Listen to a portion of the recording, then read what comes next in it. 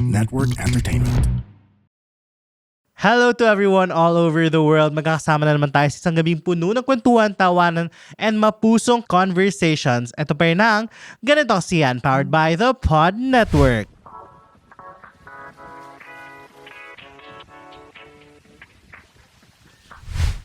At kasama nyo pa rin ang inyong wandering go-getter ng Quezon City. It's your boy, Jacob. At ang makakasama natin ngayon ay isang fellow Gen Z and another fellow Atenean, student leader and professional. Ryan Suarez. Hello. Hello. Magandang day.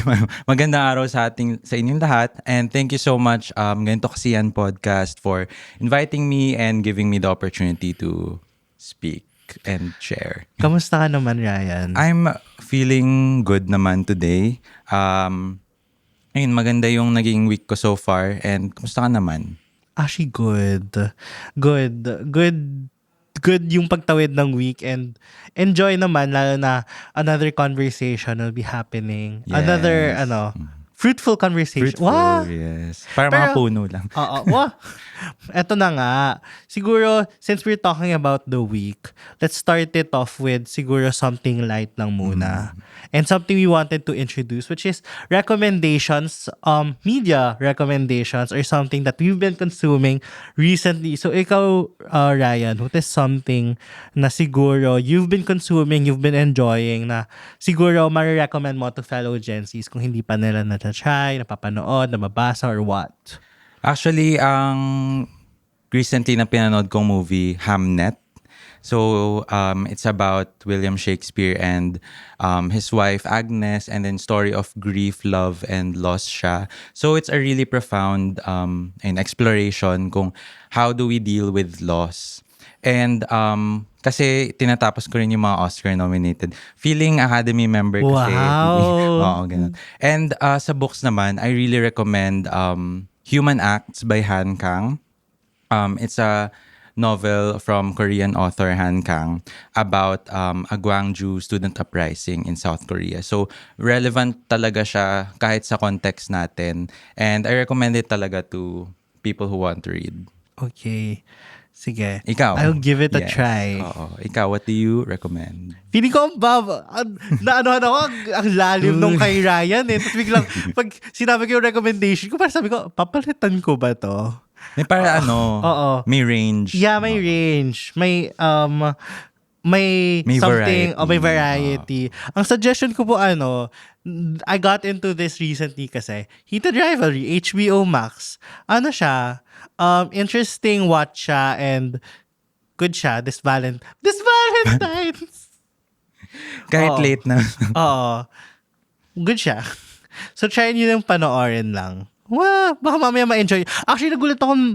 Actually, yung mga nagre-recommend mostly nito, girls. Akala ko parang queer community or what. Pero diba parang sinasabi din kasi nila na yung parang BL genre, yung audience na talaga is mostly catered to women. Ay, pwede na yung isa pang topic Oo. for next Oo time, nga. di ba? So yun, that's some media consumptions, media archives or media recommendations. Buti na lang nasalo mo ako dyan. Na pwede ninyo i-consume habang or after watching this episode. Pero actually, si Ryan kasi, na-meet kita nung college Yes. through one of the orgs we were in. Yes. So, I was one of the staffers, tapos parang siya yung editor ng isa sa mga divisions pa tawag dyan, branches. Staffs. Oo, sa staffs ng isang publication. Yes. So, siguro doon tayo muna sa conversation na yun, especially na both of us graduated quite recently.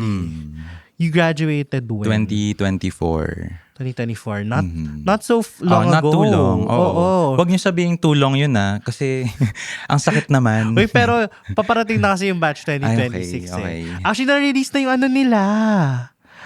Yung page previews ng Ay, yearbook. wow. Ang bilis. Congratulations to Oo. the newly graduate. Ay, hindi pa pala. The incoming graduates of Yung mga this malapit year. ng makapag Yes. Makapagpahinga. Yes. Ay, pahinga ba? Makapagpahinga? Let's talk Question about that mark. later. Pero siguro, ako din kasi, I graduated 2025, the year after. Mm. Pero siguro, when you were still in college, ano yung what did you honestly think life would be like after? Ako kasi, bago ako mag-graduate, hindi ko masyado naisip yung life after college kasi sobrang focused ko sa making the most of Out of the the last moments stay. of college. Kasi parang, syempre, na-envision ko na malaki yung shift talaga, malaki yung adjustment. And parang at the back of my head, I just knew that things would fall into place no matter what. Pero, syempre, meron pa rin akong goals for myself. And since childhood kasi, dream ko talaga maging author or maging novelist or storyteller, ganon. So parang, I really thought that would be the path I would immediately take after college. And I also envisioned myself integrating my collegiate background, which is development studies. So, more on parang in advocacy work or social engagement work. So parang that was the life I saw before I graduated. Wait, na-curious ako kasi you mentioned na yung background mo in college is development Yes. studies. And one of the things that you wanted to pursue is being an author, writing. So what got you into DevStud? Actually, nung bata pa ako, ang dream course ko talaga nun is creative writing. Oo. Pero nung lumalaki na ako, mas namumulat na ako sa kung ano yung mga nangyayari. I realized ang daming stories na hindi nakakwento, ang daming stories na hindi nabibigyan ng pansin. And I felt like development studies was the perfect course for me or perfect degree program for me to explore kung ano rin yung mga naranasan ng iba't ibang communities and all that. So parang writing became the tool and then development studies yung way for me to figure out the why. Why am I writing? Why do we share stories? Mga ganun. So parang it was a mutually reinforcing thing talaga for me. Gets. Grabe. Pero, so yung parang yung way mo na lang of growing into that craft that you wanted to pursue was really yung what you do outside or after your classes. And doon na rin tumatahi yung kung saang org tayo nag-meet and kung saan kami involved. And I also feel like kasi parang may binasa ako before na parang di ba maraming prodigies, child prodigies in like music, ganyan. Pero kadalasan lang, like super dalang lang yung child prodigies in writing or ganun. Kasi parang in order for your writing to really resonate with people, parang kailangan mo talaga makaranas ng life, ganun. The world, see the world, experience the struggles, or parang talk to different people kasi parang napapalawak talaga yung perspectives mo in life kapag iba't ibang tao yung mga nakakausap mo. Uy, pero si Ryan, awardee siya ng Ateneo. Anong awards? Yung art, awards for the arts. arts. Yes. Yes Thank you so much naman. to the committee. Wow! This award is for the arts. Pero eto, siguro, since you were talking about how experiencing life is very important into what you do. So, sobrang naku-curious kasi ako after nung mga nababanggit mo. How did experiencing life through the development studies and through the sectors that you encounter, the stories that you meet help you into becoming the author that or parang That I dream to be, improving in terms of writing and finding your own voice, your way of writing and such? Alam mo, wala talaga kasi akong regrets with choosing development studies. Kasi parang next na nalaman talaga or parang na-expose kami din into engaging with different communities, ganon. And parang hindi siya yung tutulungan ganun. Kasi hindi naman tayo talagang directly makakatulong agad. Pero more of getting to know them, kung ano yung mga nararanasan nila, kung ano yung mga hinaharap nila. And that really fused into kung ano yung mga gusto kong masulat. And even in journalism, which is the org that we were also in, publication, parang ang I was into feature writing also. So parang very, yun yung perspective din na dala ko into that. Gusto ko yung every question, nagda-drop ka na ng more bits towards kung saan org ka galing eh. Sabihin mo na lang. Oo, we were from guiding. Oo. Kaya from previous yung perspective natin is galing mata. Ngayon naman, from the other side of the... Yes. Pero since na-mention mo na, we were talking about graduating na rin and finding your way out of college. Ano yung pinakamalaking akala mo moment na parang nung nag-graduate ka, akala ko ganito. Parang nabanggit ko rin ganito? kanina, 'di ba, na parang meron na akong nakaset na goals for myself, ganyan. Parang akala ko rin agad-agad ko siyang ma-actionan or agad-agad ko siyang ma-achieve. Pero yun nga, we find out that progress isn't immediate. Hindi siya agad-agad, hindi rin siya linear. So parang may ups and downs talaga. And then reality hits na parang may mga bagay talagang kailangan mong i-compromise ng onte or may ibang mas i-prioritize kasi yun nga. Yes. Wow. I agree. Kasi parang that's when you realize na parang your dreams aren't really the only end all be all. And parang syempre, sometimes you do stuff rin for the money, for the economy, for the reality of life. At saka parang ang haba, hindi naman mahaba, pero parang bata pa tayo. So parang meron pa tayong build up din. So hindi naman ibig sabihin na hindi natin agad na-achieve is failure na or something like that. Sometimes yung redirection, yun yung it's nice to experience the redirections kasi doon nasa-strengthen yung journey natin. Saka parang hindi rin naman ibig sabihin na iniwan mo na siya. Parang lagi naman siya nasa isip mo, ganon. So, it's there. It's there. So, so minsan kahit iniwan mo na, nasa isip mo pa rin. Ay, ganon. Ikaw nagbanggit.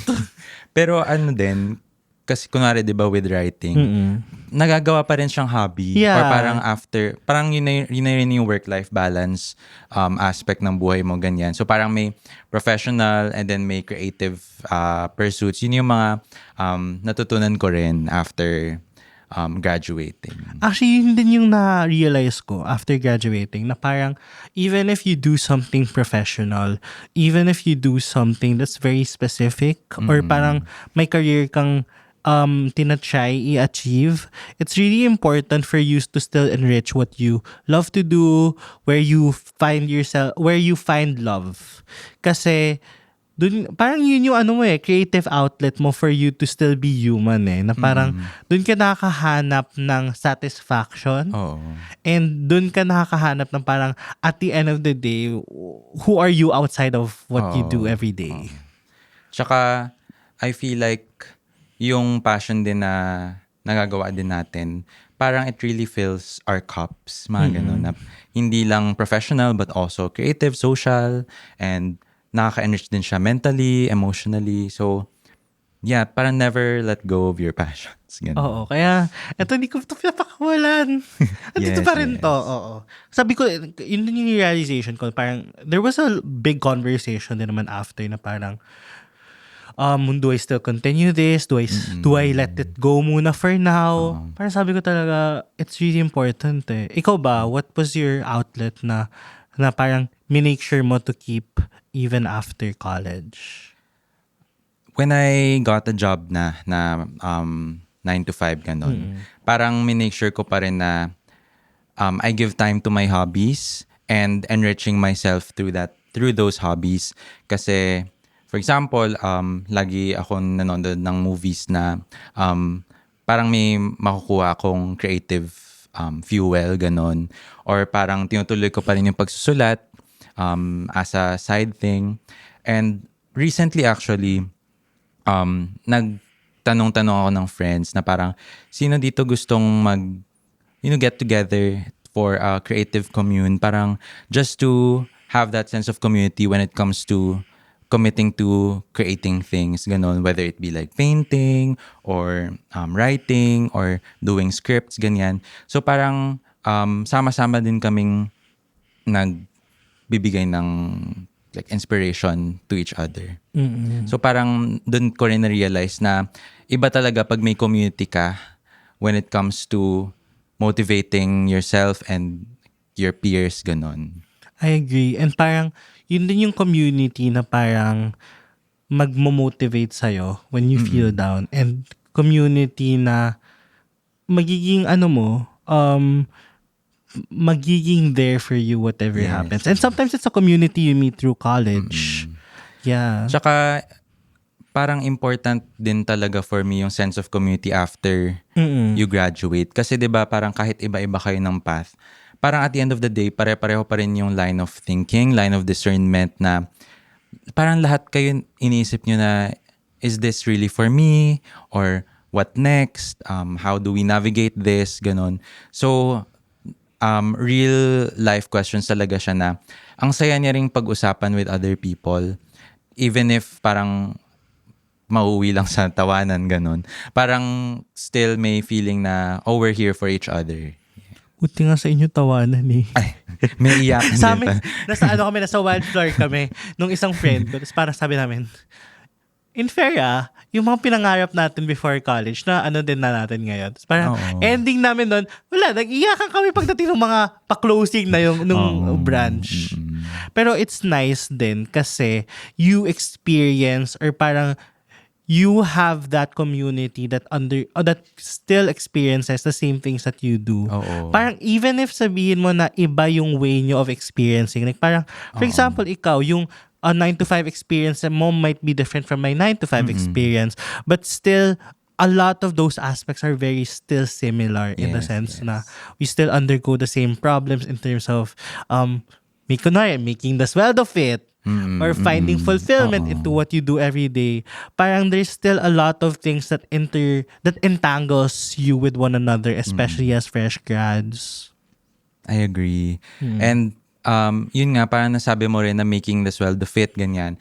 And parang important din to note na hindi rin lahat pare-pareho ng sitwasyon sa buhay. So, meron tayong mga peers na tumutulong talaga sa pag-provide ng family finances, ganon. Meron naman na trying to tough it out in Metro Manila kasi taga-province sila. So, iba-iba talaga yung context and nuance ng mga pinagdadaanan natin. Pero, it's still the mere fact na alam mong may nakikinig. Ganon.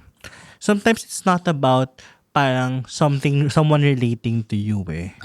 Sometimes it's the aspect lang or parang the fact na there's that person na hindi man sila nakaka-relate sa'yo, but ba't nakikinig sila? They're there to empathize on what you're going through. So, eto na nga. Gusto ko yung ang opening questions natin. Halos feeling ko 20 minutes tayo dun eh. Pero ikaw ba? Sige, since we're talking about navigating life after college, nagka-pressure ka ba na kailangan ko magkatrabaho or kailangan may direction ako after college? And siguro since na-mention mo na yung vision, ano yung plans mo talaga after college nun? Before we graduated, meron kasi kaming course sa Ateneo na discerning life question. Sabi ko na eh. Kasi tas parang isa sa mga last assignments namin, parang how do you envision your life after college? Or parang mission statement. And kasi diba usually when they ask, what's your dream? Or parang where do you see yourself? A lot of people really say a certain job or a certain role. Pero yung parang vocation. Parang hindi kadalasan na ang sagot natin is yung why na talagang mag-a-anchor sa lahat ng ginagawa natin. So, parang dun sa mission statement, sabi ko, I just want to be of service. Parang no matter which form it takes. Basta, doon pa rin umuwi lahat ng magagawa ko. Yun yung okay na ako. Parang yun yung nakikita ko for myself. And parang going after college, yung pressure din is more of seeing what jobs I would really find value in and where I can contribute talaga. So, yun yung mga questions na tinatanong ko sa sarili ko.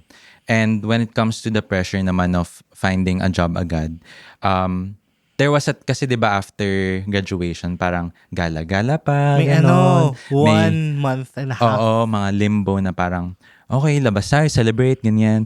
Tapos parang by the end of it, sabi ko, hala, kailangan ko na ng finances. Kailangan ko na ng pera para mas... Naubos mo ng ano. So parang may time na nasa bahay na lang ako, ganyan. So parang sabi ko, okay, let's be serious about this. Maghanap na tayo ng trabaho. And ayun, nagtuloy-tuloy na yung search. I agree. Pero buti yung sa inyo, dulo yung DLQ. Yes, Sa amin, yes. first sem siya ng 4th year. Kaya parang, nung December, parang, okay, ito topic natin ng vocation. Okay, relevant. Parang hindi pa siya Hindi pa siya, hindi mo pa siya masyal ma-feel at that point eh. Kasi you feel it at the second sem na. Oo. Kasi ang bilis na ng timeline, everyone's mentally checked out na from college eh. Everyone's, your mind is, where do I go after? Do I go law school? Applying ng med school? I'm thinking where they want to do their jobs. Parang ang ganda na na-experience yun siya sa dulo kasi parang it anchors your direction after that last sem. Alam mo, actually hindi ko maalala kung first sem or second sem siya. So, please correct me in the comments below. Parang feeling ko DLQ ng Dev is second. Sige, let's fact Kasi check. alam ko, hinahati nila siya eh. Kasi diba may iba na, yung sa amin kasi, first sem DLQ, second sem, Socsci 14. Yung iba, baliktad. First sem ang Socsci 14, dulo Kasi nga, syempre hindi naman enough ang prof para, so hinahati nila lagi ang batch. Sige. Oo. Correct me na lang, DS sige. friends. Sa mga kung mali yung sinabi. sa mga po, paki-fact check na lang po kung tama pong second sem po kayo Yes, we support fact checking. Oo. Pero I agree with the pressure kasi I agree na yung month na yun, parang yun yung month na hindi mo talaga iisipin na ito yung parang deserve mo naman kasi 4 years ka naghirap. 4 years parang iniisip mo lagi, Oo. org work. Tapos ACADS. Tapos, ito yung 1 month na sayo lang talaga. Oo. Tsaka parang, syempre parang pinnacle. Wow! Pinnacle din yun ng lahat ng pinaghirapan mo from childhood. Oo. Kasi it's such a big chapter of your life na everything leading up to that moment, pag-aaral lang talaga yung alam mo. Tsaka alam mo na next year, ang gagawin mo ay lilipat ka lang sa ibang school or ibang level ng education. Parang you always knew what the next step was. Ito yung hindi mo na alam. Oo. Kaya parang nung December before our senior year December, nag-Christmas dinner ako with friends. Tapos sabi ko, bigla, out of the blue, sabi ko, can you imagine, ibang-iba na yung buhay natin next year? Totoo naman. Tapos parang, okay, ganun. Next year, iba na nga talaga yung mga buhay like, the whole stretch after graduation, sobrang iba talaga siya. I agree. Like yung mga kasama ko ng Christmas dinner na friends nung 2024, iba na with 2025. Kasi yung mga tao may mga na commitments na ay ang hirap na mag-align. Mga one month's notice, gano'n. 7 working days. Pero siguro, how hard was it for you to find that direction or what you want to do after college? Kasi, syempre, let's be honest, may mga tao na, for example, ang hindi sila sure tapos med school, law school, or parang hindi din sila sure. How did you anchor your where you want to go? Or hindi mo ba naisip yung continuing study education? Hindi ko naisip yung continuing to law school or med school kasi parang early on ko pa siya na figure out na baka hindi siya for me. Kasi mahina ako sa memorization. Mahina ako sa memorization, takot sa dugo. So parang, saan ako pupulutin? Baka mamaya, mahimatay na ako after. So parang, yun yung mga alam kong, parang I always knew I was gonna go into the workforce, ganon. And earn. Parang try earning for a living, ganon. And with the jobs naman, I was always looking into development sector jobs talaga. Parang kung ano yung mga related to yun, development or social work. And not naman social work kasi you have to get certified for that. Oh, really? As far as I know, correct me in the comments below. Pero yung social engagements, yung mga engagements with communities. And then, nauwi ako sa climate change and sustainability field. Which is also still kind of connected to parang advocacy work. Parang ganon. Gets. And siguro itong next question related na rin sa bilang medyo nabigyan mo na kami ng idea. How hard was it to find your first job? And what surprised you the most about job application? Actually, the job came to me. Parang ganon. Really? So parang super grateful din ako na Ito yung totoong example ng yung trabahong lumalapit sa'yo. kasi parang yun, How did they find you? they looked kasi at the list of program awardees. So parang nag-reach out sila through there, and then at first hindi pa ako super, parang sabi ko hindi pa ako sure kasi what I did before was hindi siya super aligned with climate change work and sustainability work. So from the get-go, naging honest talaga ako sa what they can expect from me. And parang ang akala ko dati is madaling makipag-negotiate.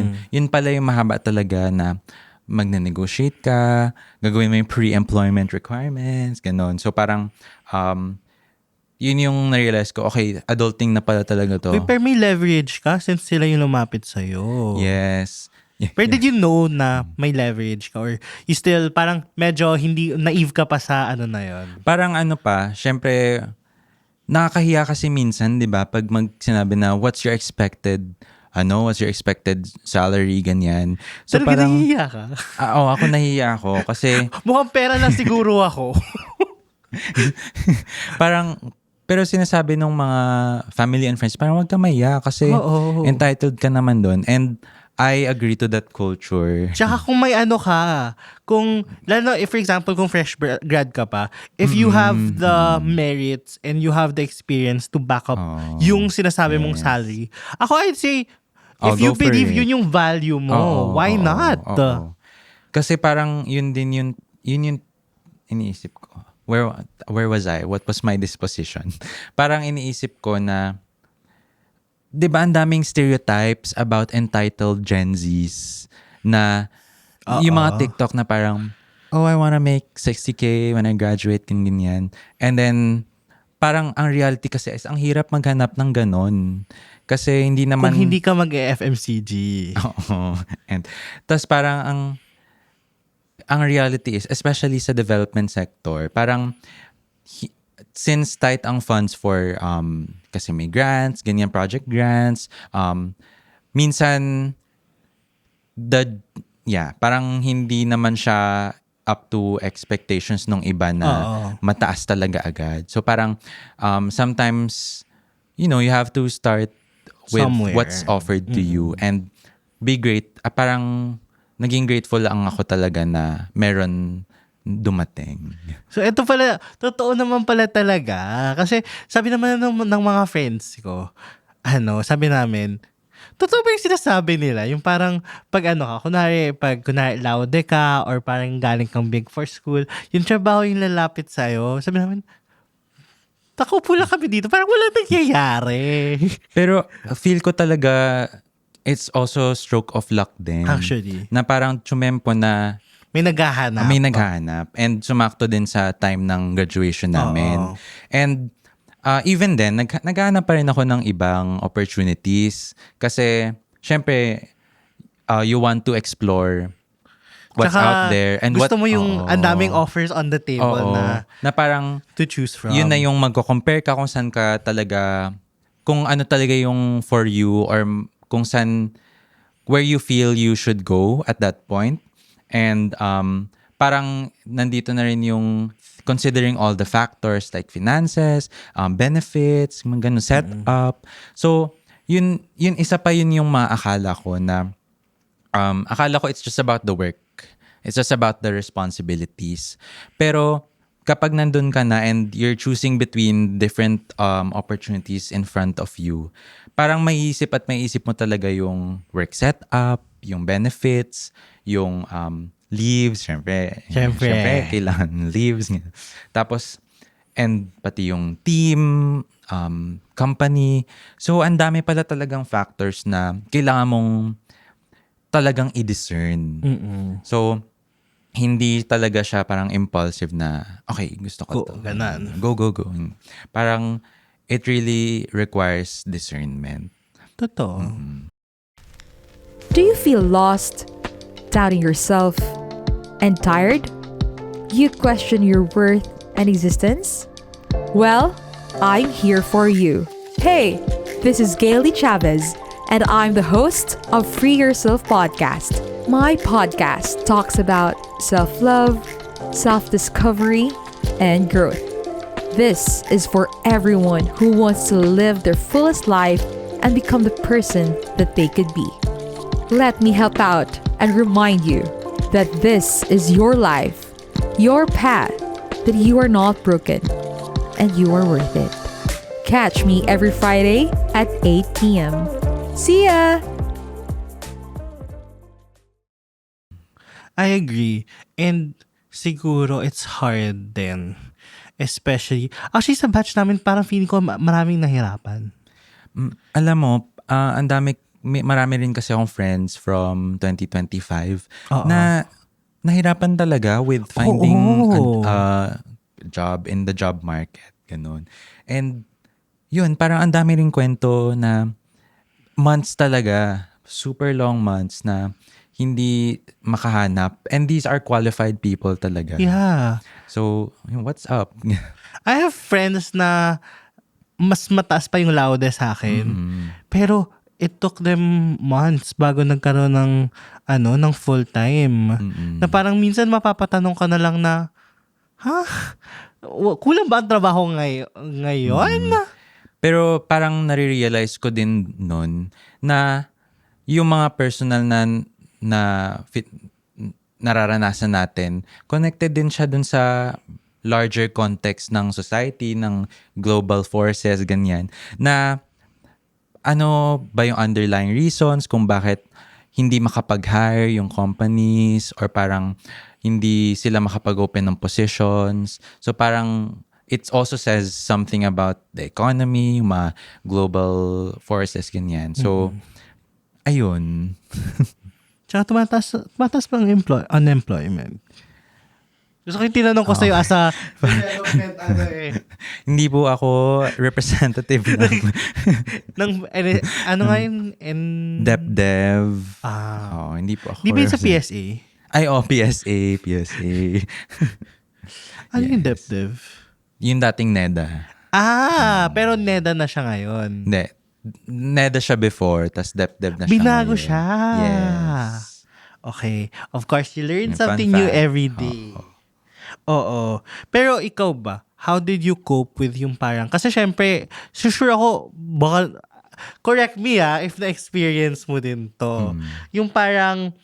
Ang dami din kasi namin na-experience nung batch namin na kunwari magmamass send ka lang sa LinkedIn, easy apply. O apply, mag-fill out ka ng mga form, mga 20 minutes yan. Tapos hindi ka babalikan. Na-experience mo ba yan? Yes, na-experience ko yun. How did you cope with that? Nagkaano ka ba? Parang, nag-question ka ba sa sarili mo? Kasi parang yun din yung mahirap na, especially kung may mga taong academic achievers, ang daming internships, ang daming padded yung resume talaga, pero nag-ghost or hindi napapansin. And ang sa akin is hindi ko, parang I just try to move on or parang hindi ko na siya masyadong Take it pinagbibigyan ng personally. pansin, take it personally.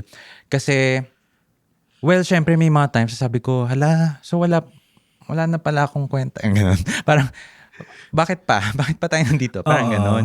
Pero, parang at the end of the day, naniniwala talaga kasi ako. I believe na if it's not meant for you, hindi talaga siya. Parang, if it's meant to be, it will be. So, parang malakas kasi yung paniniwala ko na things will work out one way or another. And I guess yun din yung nakakatulong sa akin through hard times, ganyan.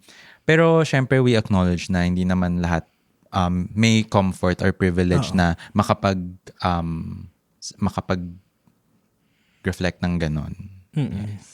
I agree. Pero meron ka, ano yung isa sa mga ano mo na, I really wanted this, tapos biglang ginost ka? May ganun ka ba? Kasi parang may nakita ako na policy associate for urban development and housing. Oo. Sabi ko, wow, ito talaga yung ganito yung thesis ko, ganyan. So parang ginandahan ko yung application ko.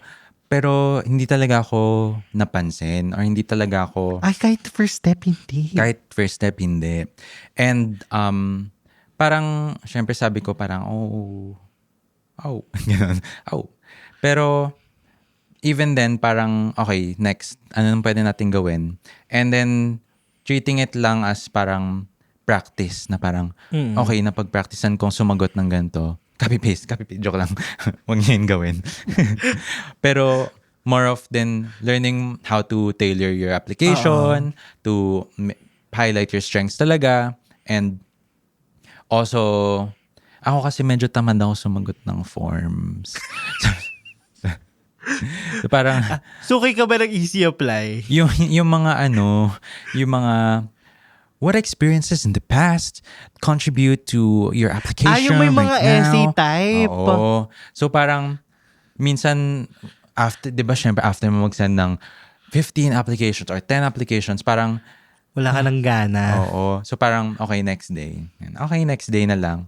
Tas next day, this application is now closed. So parang So ang tugon, what's meant to be will be. Oo. Ganun din ako yung isa sa mga pinaka nagustuhan ko, music label. Kasi sabi ko talaga nung college, gusto ko something at least related sa JKY. Music label, network, or ano ba? Media Yeah. PR something. Sabi ko talaga, please. Kaso ang biggest worry dyan, kasi nga, alam naman natin ang history sa media graduates. Oo. Pero, yun yung isa sa mga una ko na-applyan kasi sabi ko, uy, may events, coordinator, ganon-ganon, or parang label, whatever, kinemerlu. So, sabi ko, okay, gusto ko to. Kasi, sabi ko naman, in fairness naman, in terms of my CV, parang kaya ko naman, may mga experiences Parang pasok naman ako. naman. Oo. You have the Tapos foot biglang- in the door. Ganun. Tapos biglang, sinendang lang nila ako na, we have accepted your application. If we are interested for future steps, we will contact you. Sabi ko, okay, nag-aantay ako. Oo. Tapos nagbukas sila ng another ganon position din. Sabi ko, okay, reapply. Never talaga ako napansin. Sabi ko talaga, bakit? Oo. Parang minsan din, ma-realize mo na kung ano yung iniisip mo din for yourself, hindi rin siya yung Totoo. magiging totoo. And then, lagi kong inuulit before na every rejection is a redirection. Oo. Pero, kaya meron pa rin tayong GKY specials. Kaya yun, actually, I agree dun sa sinabi mo, yung parang, kung ano yung ini-envision mo for yourself, sometimes hindi yun.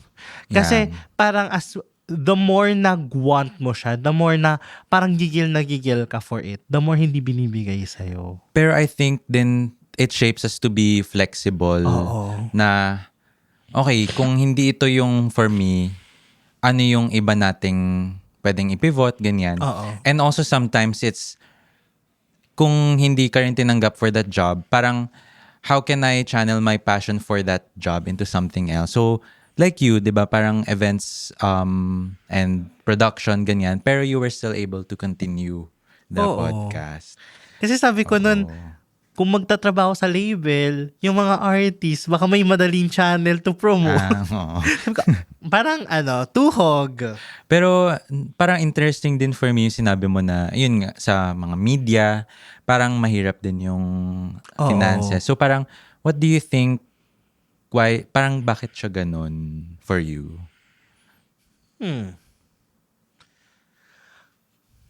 Parang feeling ko kasi, ang dami namang history din kasi ng mga media entities sa mga ganyang, sa mga labor issues. Hindi na po ako magpapangalan ng mga kasi mamaya i-blacklist niyo pa po ako. Kasi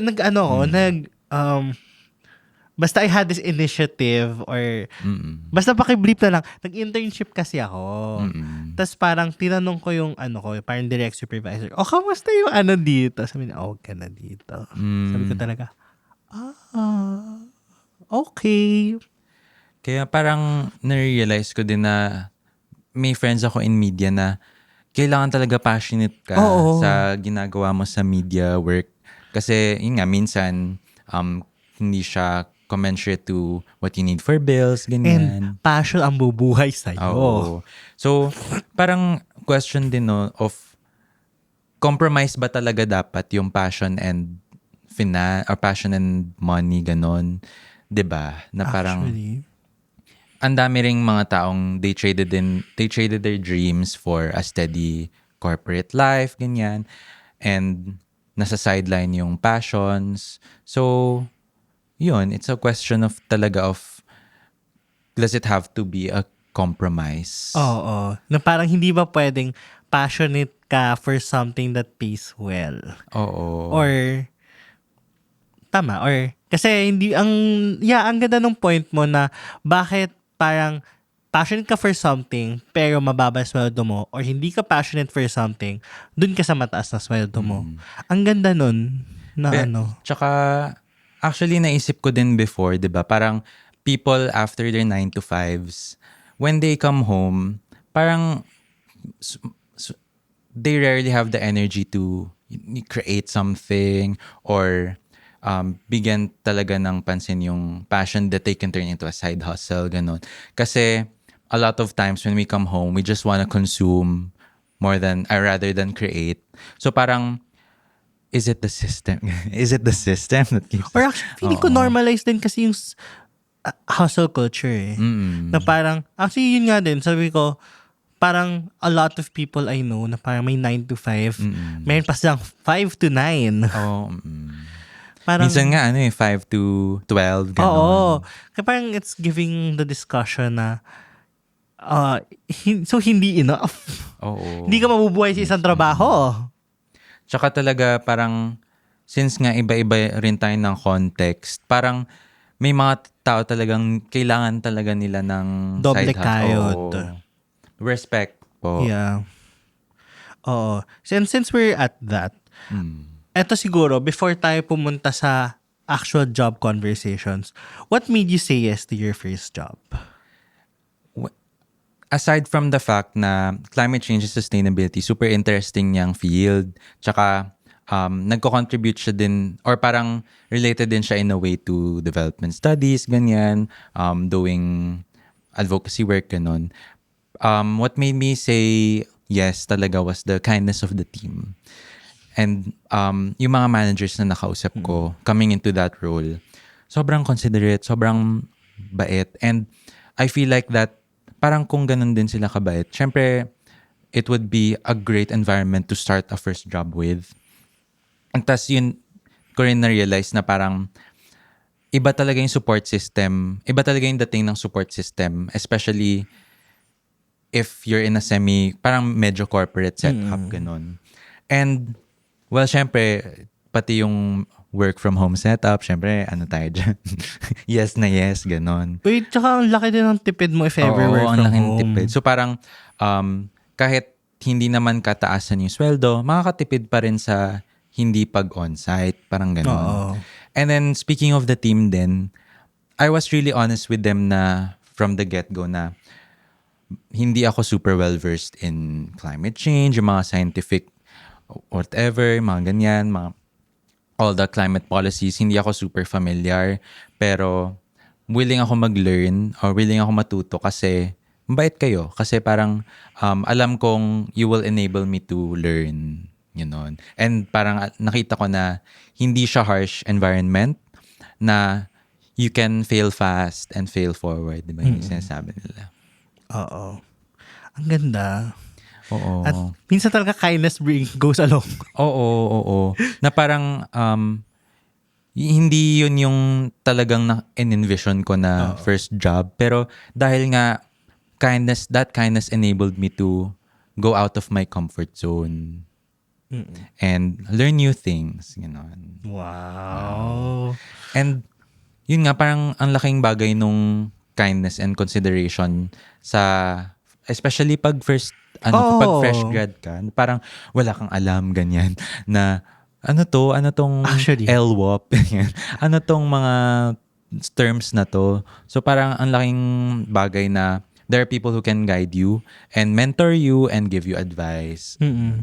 Parang, I had this experience with a friend din, na tinanong, parang kinanto niya yung experience niya sa work, actually internship, na parang natakot siya na, nagkamali kasi siya on something. Tapos parang, sinabihan siya ng boss niya, ba't ka parang natatakot? Ba't parang takot ka magkamali? Ito nga yung reason kung ba't ka may internship or ganito. Kaya ka nga, ito yung first job mo. Kasi you used to have room for growth, room na magkamali. So parang, I feel like it's really important to be in an environment that allows you to make mistakes. But it's still important to correct it. But still, parang gives you that leeway na tao ka din, na nag-grow, nag-adjust, and nag-make ka ng mistakes na hindi ka gagawing parang hindi ka tatratuhing mali just because nagkamali ka. You are not your work. You know? Yes. Diba sabi nga ni Hannah Montana, everybody makes mistakes. Everybody has those days.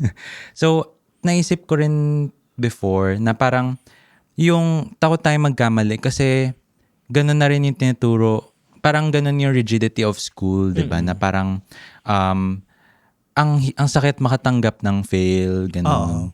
And then, syempre, takot tayo magkamali. And coming din from when we were seniors na you're at the top of the educational tier, ganun. So parang responsible ka na talaga dapat for everything, especially in org, ganyan. So parang coming from that environment to an environment na ikaw yung parang pinaka-baby. Oo. So parang iba talaga siya, iba yung pinagdadaanan, iba yung emotions, iba yung adjustment for that. And since we're talking about adjustment, ano yung part ng adult life na nag-surprise sa'yo in a good and bad way? Siguro yung nakaka-surprise, yung kailangan mo pala talagang i-consider lahat when it comes to planning your finances, ganun. Na parang, ba't ko ba kailangan ng wallet? Ba't ko ba kailangan ng tissue? Tapos, pero makagastos naman sa mga yakiniku like, di ba? I reward myself, ganyan. So parang, ang dami palang mga ginagastos na hindi natin napapansin nung kinukup-kup pa tayo, ganyan. Na parang, yun nga, for example, yung mga tissue. Ba't tissue yung naisip ko? Bakit tissue? Oo nga eh. Yun lang yung... Yun kasi yung grocery mo. Oo, yun kasi yung reason na sabi ko, shucks, wala na akong tissue. So, kailangan ko bumili ng tissue sa departments or sa grocery. So, yun lang yung naisip ko recently. Bakit tissue? Pero yun nga, parang ang dami mong kailangan manage na needs when it comes to your finances. And syempre parang bilang isang taong sumasahod na, parang gusto mo na ikaw na rin yung gumagastos sa sarili mo. Na parang hindi ka na rin manghihingi sa parents, kundi ikaw yung magta-try to make yourself independent. Parang financially independent. Ganon. Pero siguro isa ring nakagulat. Ang dami palang forms. Yan na naman tayo sa forms. Anong forms yan? Mga medical forms, mga pag-file ng mga SSS, TIN. Yung mga BIR 1902. Oo. So parang, ito talaga yung adulting na parang pipila ka, pupunta ka sa government offices para, Uy, ang dami ko nakita mga na batchmates ko nung nasa BIR ako. oo, yung mga NBI Uy! clearance, di ba? Uy, andito din kayo. Oo. May trabaho kayo, ibig sabihin yon. Kaya parang, nung first job ko din, dalawa kaming sabay na pumasok. Ay, tatlo kaming sabay na pumasok. So parang may Pares kayo nakakausap. Ateneo. Oo, may nakakausap when it comes to, na-file mo na ba yung ganyan? Or nakapila ka na ba, nakakuha ka na ba ng appointment? So parang going back then to the sense of community na you have someone to go through life with you, to go through new experiences. Kasi parang nakakatakot din naman to go through it alone. Totoo. Mm-mm. Oo. Buti na lang ikaw meron. Ako wala. Ako lang nag-iisang hire. Panahon na yun. Oo. And I also feel like wag din tayo matakot magtanong ng questions. Kasi parang merong mga taong gustong tumulong. Pero kasi pinalaki din tayo ng Devil Wears Prada na bobo kapag nagtatanong ka. Dapat gets mo na. Iba talaga yung yung nagtatanong ka sa tao instead sa ChatGPT or sa Gemini. Like, guys, Uy, na-try ko yun. Yung parang pag ayaw ko mag-bore ng ibang tao ng mga bobo kong tanong. ChatGPT. pero paano magpa-reserve ng name sa trademark sa IPO? ayun yung mga na. Oo. Pero pag life advice, syempre, di ba, kaya tayo may friends, di ba, para makausap din natin. Hindi mo pa ba na-try mag-life advice sa Hindi. Hindi. Ay. Oo, hindi. Yeah. You're missing out. Okay na ako. Okay na ako sa friends. Eto naman, since medyo patapos na tayo, papunta na to, parang pabaon Pabaon. sa kanila, sa mga, Tosino. sa susunod na henerasyon. Oo, so, Yan ang sustainability. Oo. Di ba? yun din yung natutunan ko sa org. Oo. Natutunan mo na din ba yun? Yung parang dapat may yes. sustainability in terms of org leadership. Oo. Na syempre, oo. Ay, wala nang nasabi. Hindi, pero parang syempre, pag natapos yung term mo, kailangan matuloy-tuloy yung mga good things. Oo. Di ba? Yun yung sinecure ko before. Pero going back. So, pabaon mo na to. So, parang sa mga susunod na henerasyon ang talaga. iluluto ko, Ano bang iluluto mo? tapsilog para Wow. maganda ang gising. Oo. So, ikaw naman, anong sasabihin mo or parang advice mo for a fresh grad na embarrass or parang na-loss kasi things are not yet working out for them. Or kunwari, siguro, wala pa silang trabaho or nalilito sila sa direksyon ng buhay nila, hindi nila alam saan sila pupunta, or kung tama ba kung nasan sila ngayon. Para sa akin, walang mali sa to dwell in those questions of uncertainty. Kasi if we don't go through uncertainty, we can't really grow. Kasi di ba nga parang a plant, kailangan mo siyang alagaan, diligan, hindi siya magbo-bloom agad.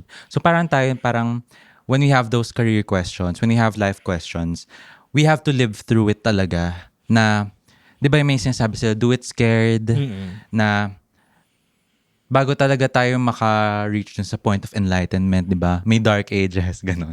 So parang, there will always be that time na ma-figure out mo siya or things will go your way. And I believe it really comes with discernment and also talking with your friends. Malaking tulong talaga yung community na may masasandalan, may makukwentuhan. And I do feel like you will always go back to your why, to who you are. And the answers are within yourself. Wow. Grabe. Kailangan mo lang buksan. Saan na mahahanap yun? Nasa ano man? Esophagus? Ay, nasa nasa hippopotam. Ibang ano na. Oo. Sige, ito na nga. Sige, ito final question ko sa'yo. Isang advice ulit. Oo, bilang magaling ka naman mag-advise ata. siguro at this point, or parang especially 2 years after, almost 2 years after graduating, what does graduating students today, puta, parang mali yung ano ko Mali yung, okay, wait lang. Okay, what do you think graduating students today should stop expecting after graduation? I mean, pause. Magandang question yan. Rather than stop expecting, I want them to continue hoping. Kasi when you hope for better things for yourself, I think it inevitably goes hand in hand with hoping for a better tomorrow for everyone. Wow. Wow! Na parang kapag pinagdadaanan mo yung mga struggles mo, and then you talk to other people about it, you realize it's really a whole of society thing. And then parang pag nalalaman nyo na yung mga barriers to entry, yung mga kung ano ba what makes the difference, and kung ano yung iba't ibang context natin, parang mas nare-realize natin kung na ang dami nating pwedeng gawin para mas maging maganda ang kinabukasan ng lahat ng Pilipino. Wow. Wow! So, continue hoping. Wow. At ikaw yung hope ng ng bagong, at patuloy po tayong mag-hope Oo, for a hope. better tomorrow. Hope today, hope tomorrow. And hope forever? Yeah. And hope sa Barano. At yun na nga, salamat Ryan sa pagsama sa atin sa isang makabuluhang conversation. Thank you so much. And sana maraming nakuha yung listeners and viewers and everyone. Yeah, I did so much. And Oo. feeling ko talaga perfect for patapos na kasi ang SEM. So, ang daming feeling ko, ang daming questions on where they are going. And this is such a perfect episode, perfect conversation for them. Kasi I think there's no one that could better understand like the sentiments, kung ano yung pinagdadaanan ng graduating batches ngayon. Rather than yung recent lang din. Oo. And actually to add, parang 'di ba nga ang dami nating questions for ourselves, for the world, na parang bakit ganito, bakit ang hirap. Pero ang sabi nung binabasa ko before, si Rainier Maria Rilke, parang sabi niya, you have to live through the questions na hindi mo talaga mahanap yung answers kung hindi mo pagdadaanan, kung hindi mo susubukan. And yun, parang just go and go. Go, grow, glow. Oo. Parang Punta ka ng Rufa Major. Oo.